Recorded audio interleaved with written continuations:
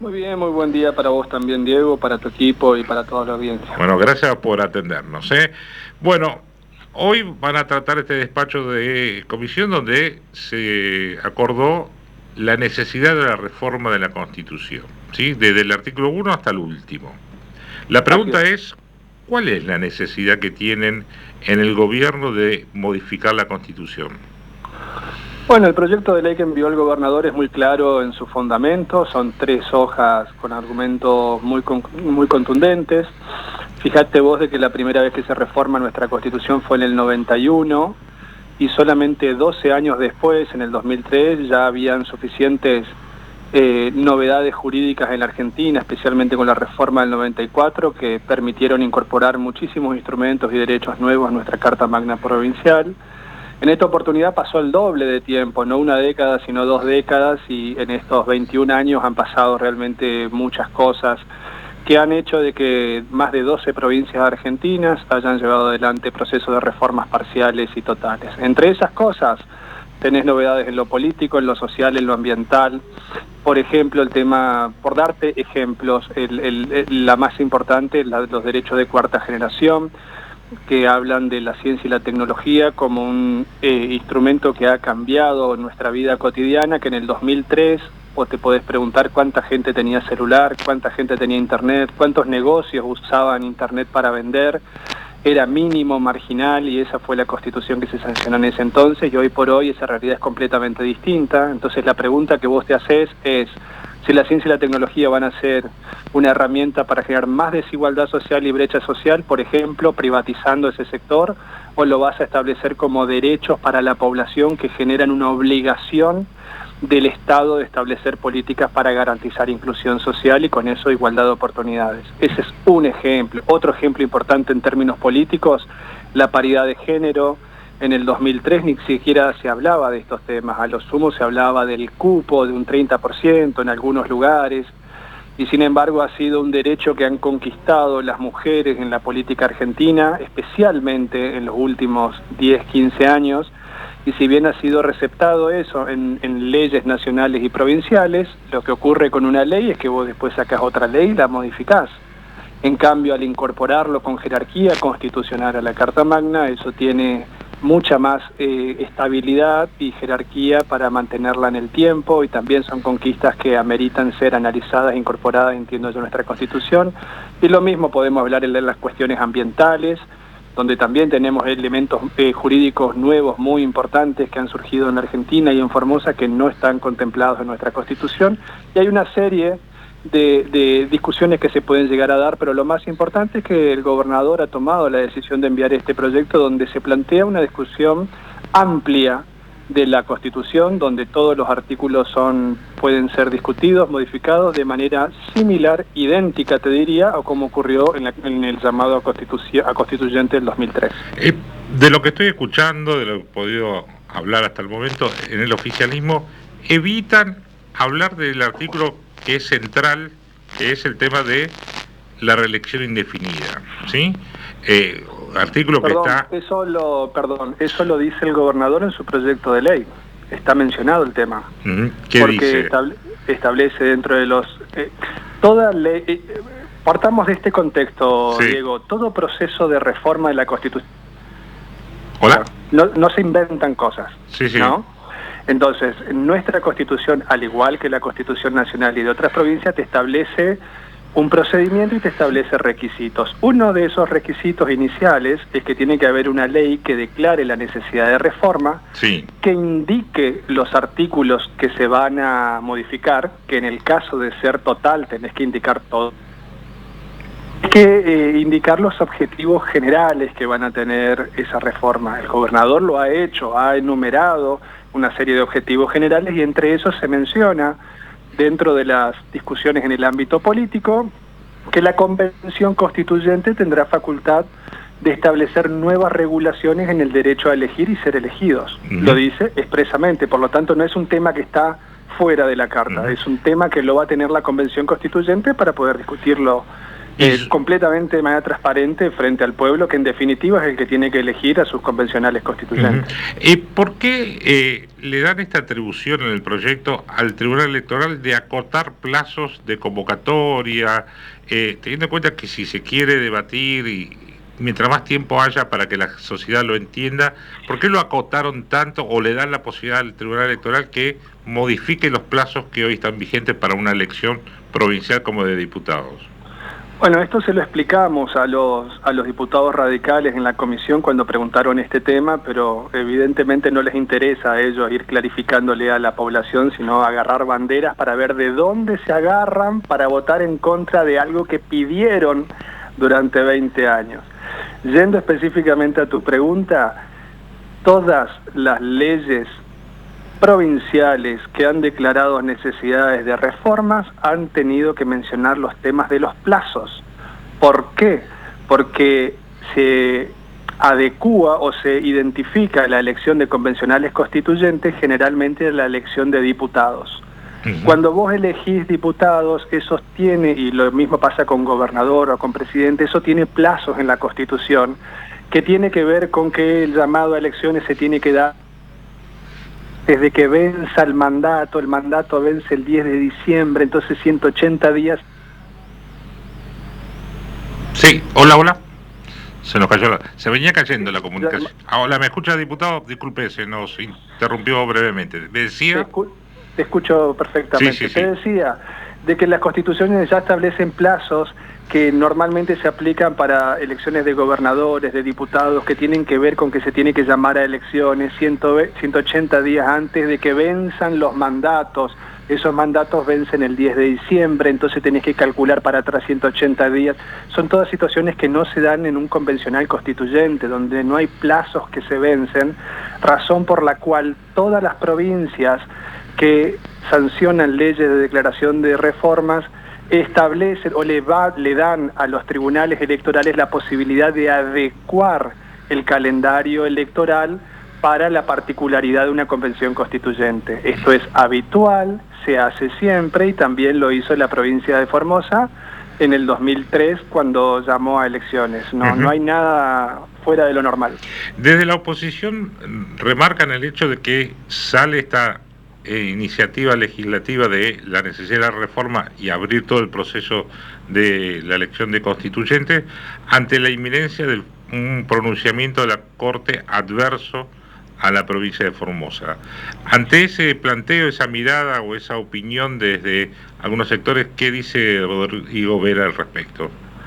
Bueno, lo primero, yo soy abogado, soy especialista en Derecho Constitucional, especialista en Derecho Administrativo, y por ahí es un poco difícil explicar a la gente temas que pueden ser aburridos o técnicos. Inténtelo. Sobre esas aseveraciones, ¿de dónde sacan que es inminente? ¿Cómo saben? ¿De dónde sacan?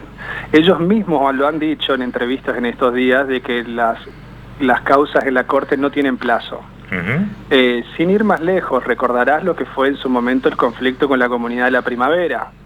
Eso ocurrió en el 2010, generó una causa en la Corte que incluso tuvo audiencias públicas. Pasaron 14 años, Diego, y todavía no hay sentencia.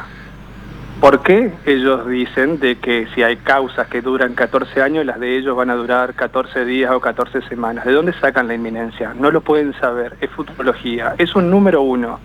Y número dos, tienen el presupuesto de que en caso de que la Corte falle, no sé, este año, el próximo, ellos suponen que va a ser un fallo a favor de lo que ellos piden.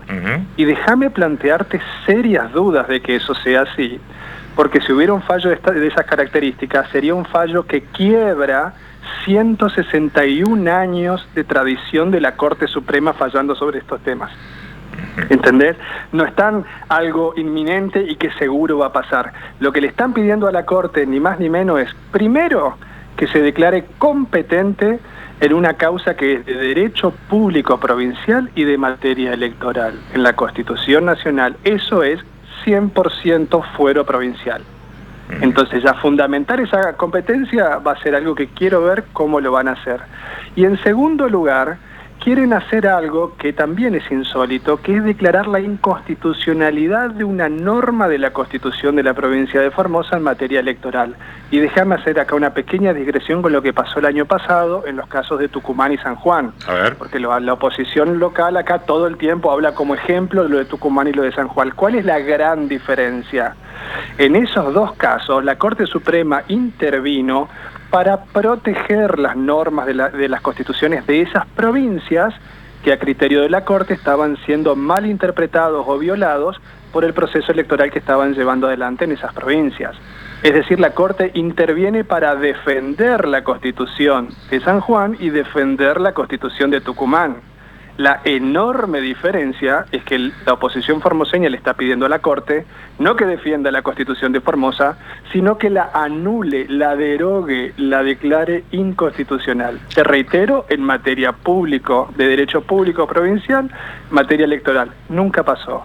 Y si querés un tercer dato para hablar de lo insólito de esto, es que hay una enorme trampa en el discurso de los diputados radicales, también de Poltroni, pero Poltroni se dedica a otra cosa, a revolear vacas, terrenos fiscales, no es su experiencia, pero sí hay gente que estudia derecho en la oposición y a propósito mienten lo siguiente, el concepto de república. Ellos te dicen de que si no hay alternancia no hay república, y la trampa es confundir, reemplazar el término periodicidad con alternancia, porque no es lo mismo. Los requisitos de una república son dos. Primero, la división de poderes. Lo tenés dividido en poder ejecutivo, legislativo y judicial. Perfecto, se cumple en todos lados. Y el otro es la periodicidad. ¿Qué quiere decir? Los mandatos se vencen. Y si vos querés continuar, tenés que ir a elecciones. Bueno, ellos cambian esa palabra y en vez de hablar de periodicidad te dicen alternancia. Entonces un requisito de la República sería no que se vote de nuevo cada 4 años, sino que tengas que cambiar o de legislador o de presidente o de gobernador. ¿Y sabe qué es lo sorprendente de esto? De que Estados Unidos, que es la cuna del constitucionalismo moderno, de donde Argentina toma y copia muchos institutos de su constitución, tiene 14 estados que no tienen límites para la elección de gobernadores. Entonces, ¿cómo puede ser que la cuna de la República tiene un estado como Nueva York, tiene un estado como Washington, tiene un estado como Texas, donde el gobernador no tiene límite de mandatos? Entonces, ¿cómo puede ser? ¿Son una dictadura? ¿Son antirrepublicanos? Acá descubrieron de que en realidad la alternancia es un requisito y por eso... ¿Por qué te estoy señalando todo esto? Porque este discurso de la oposición de decir, mandan este proyecto porque es inminente un fallo de la Corte, tiene la falsedad de la inminencia, porque saben que la Corte no tiene plazo y los casos pueden durar años, no sé dónde sacan que es inminente, y en segundo lugar Pero es una eventual, es también una alternativa que sí sea inminente. Perfecto, pero por más que... Y ante la eventualidad que eso ocurra, el gobierno se cubre con esta convocatoria constituyente. No, bueno, pero te expliqué durante 5 minutos por qué, aún con un fallo inminente, un fallo que hipotéticamente sea en contra de la Constitución de Formosa sería insólito en la historia de la República Argentina. Entonces, ¿qué es lo más probable? ¿Que pase lo habitual o que pase lo insólito? Ellos están pidiendo algo insólito, extraordinario, que nunca jamás ocurrió en 161 años de vida de la Corte Suprema. Eso es lo que están pidiendo. Entonces, bien, ¿cómo pueden ser que dan por hecho la inminencia y dan por hecho de que hubo un fallo en contra de la provincia de Formosa? Bueno, sin duda, esto recién comienza, es un largo camino o no tan largo, habrá que ver cuáles son los plazos a partir de que se reglamente lo que ustedes esta noche van a aprobar. Digo ustedes porque el justicialismo tiene la mayoría en la legislatura, esto sin duda sale positivamente. Yo espero, Diego, sí, sinceramente, pero te digo sinceramente, espero que no seamos solamente el miembro del Partido Justicialista que vote esta ley. ¿Sabes por qué?